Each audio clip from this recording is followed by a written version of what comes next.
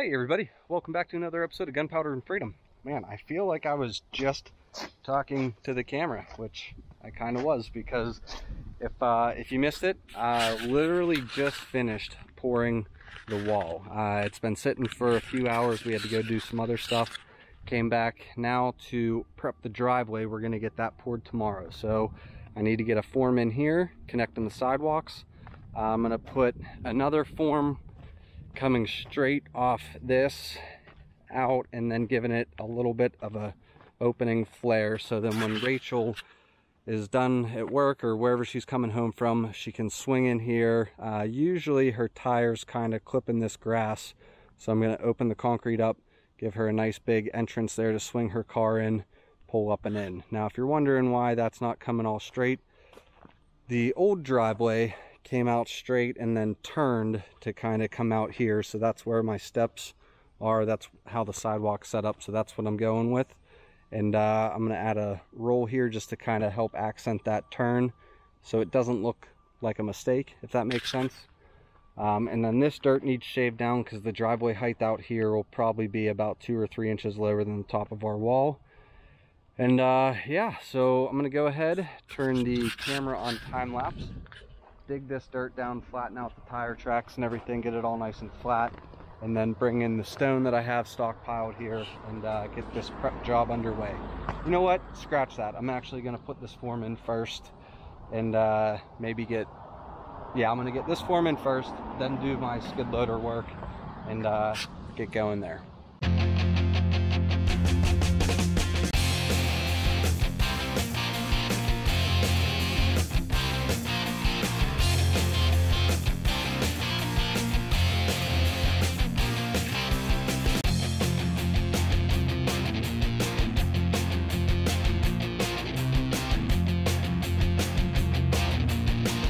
Alright, so there is the first form. Now the scabs that I was dealing with, I was coming up a little bit short here, so we just have a little gap here. I'll run my edger across there, and then once we pull that form, I'll just kind of hammer off that little excess bit there. Now just to kind of help me while I'm grading, that 2x4 is shockingly straight, which was really nice. So I ran that 2x4 with my level on top of it from the corner of the sidewalk over to here. You can see it right there. I have a mark.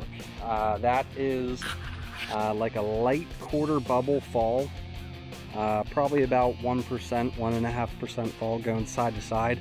The driveway is going this way, but I also want that water going that way rather than straight down and then across. That'll help make everything drain real nice.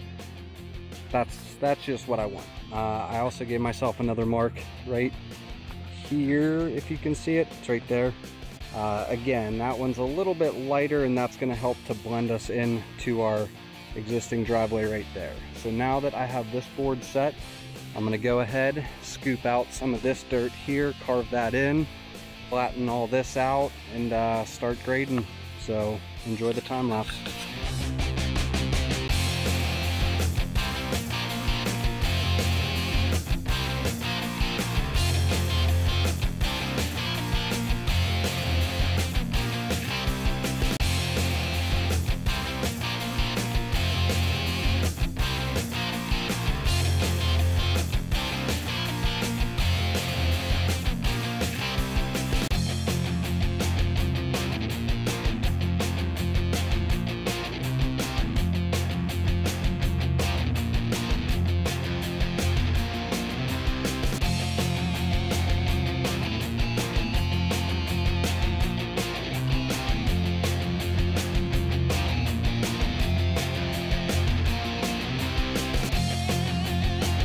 So I got the majority of this graded. I still have a little bit more stone over there. Hoping that it's enough to finish this off. I'm about 4 to 5 inches thick, maybe 6 along that wall, 6 inches thick through here, graded up to the back side of my sidewalk. Now, the board I was using to set my heights with, I'm about to run as a form. So basically what I'm going to do is I'm just going to sight this up to where I want it to meet my parking lot, and then I'm going to finish it off with this thin piece of plastic so I can just joint clip that right on. I don't have to really worry about padding anything out because that stuff's really skinny is what I almost said. So the difference there, we can make it up with the edger. So we're gonna give this a slight curve the whole way out, make that look real nice, real big and inviting. Rachel will be able to swing in there with her car and not have to worry about driving through the grass. Yeah, so we'll get that run and keep plugging away.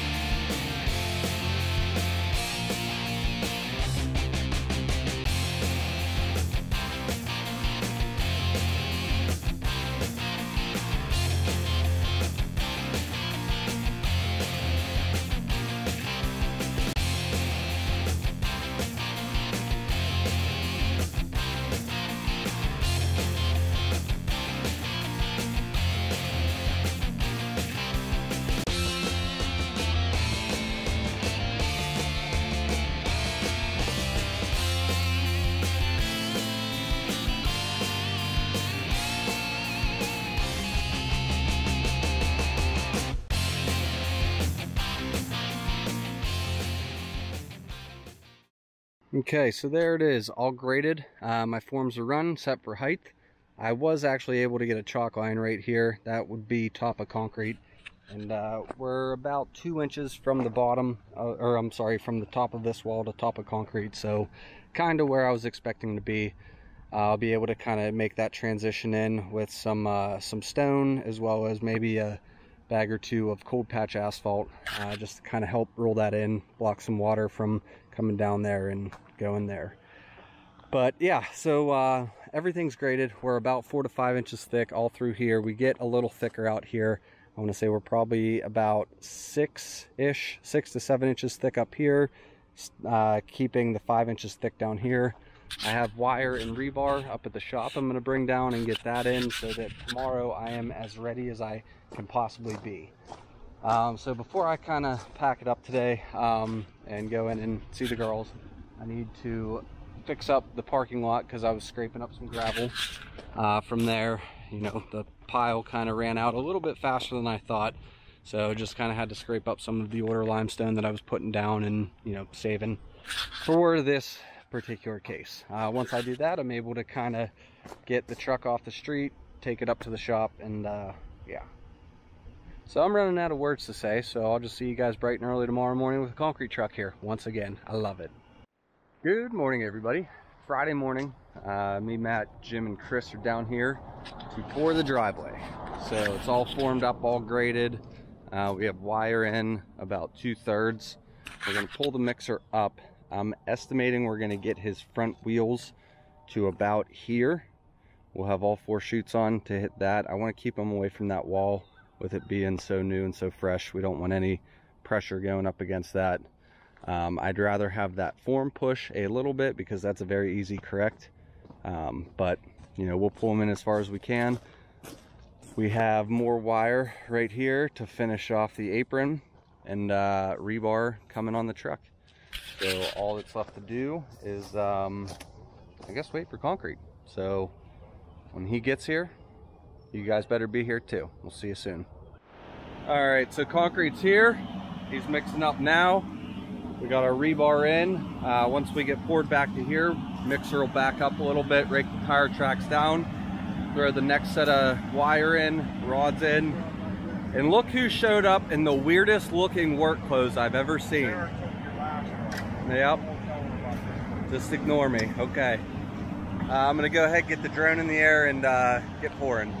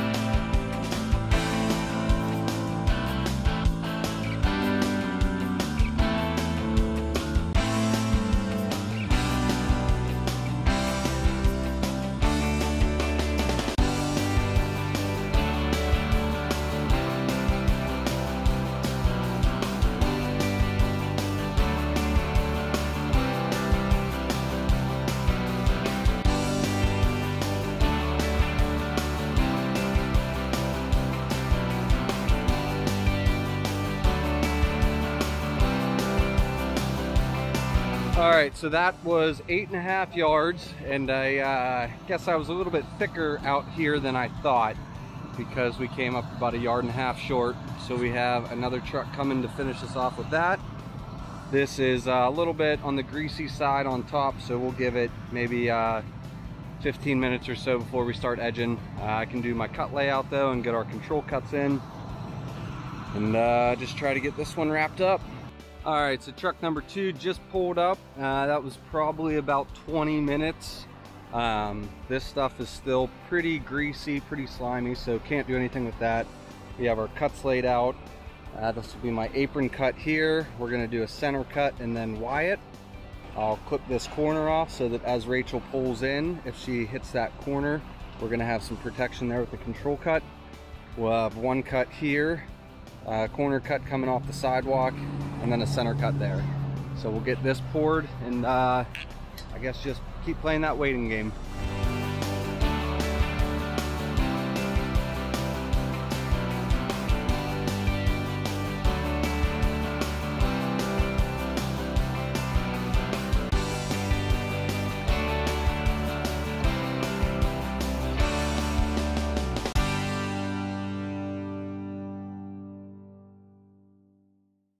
Okay, we just got done finished pouring that with our second truck. Truck 1 is all edged, ready for cuts, so we're gonna jump on that.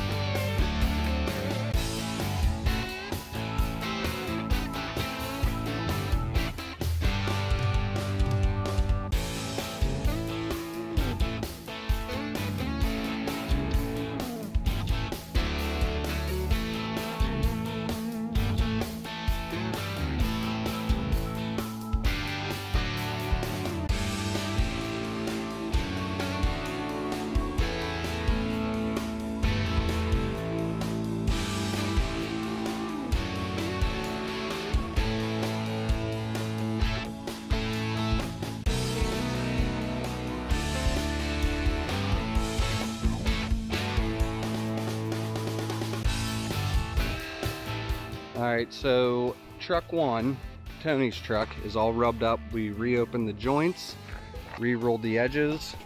We're looking nice and crisp. Now we just need to wait for the top to set up. Let me grab this float while I'm here. Now we just need to wait for the top to tighten up some more so we get a nice fine broom mark. We don't want to pull a bunch of grease into our joints or onto the edge and ruin that nice rounded look. Second truck is almost ready to rub. Matt's getting me hooked up with some wing cuts there just to give us some extra protection on these corners. This one mainly just for aesthetics, to make it look somewhat symmetrical. They're not really going to, because this edge has a curve to it where this one's running straight. So mainly just kind of to make it look a little bit nicer over here. That side, when Rachel pulls onto that corner, like I said earlier, that's going to give us some nice protection there. And if the homeowner would tend to his weeds and weed whack, I'd be able to see this stuff a little bit easier. Yeah, pull that in. You're up maybe like 4 inches on the, no, sorry, I meant on the wall side. Go back, yeah, right there, try that. Yeah, that's what we needed there. So yeah, once again, back to playing the waiting game. Chris has us all loaded up, thank you very much. It's like watching paint dry.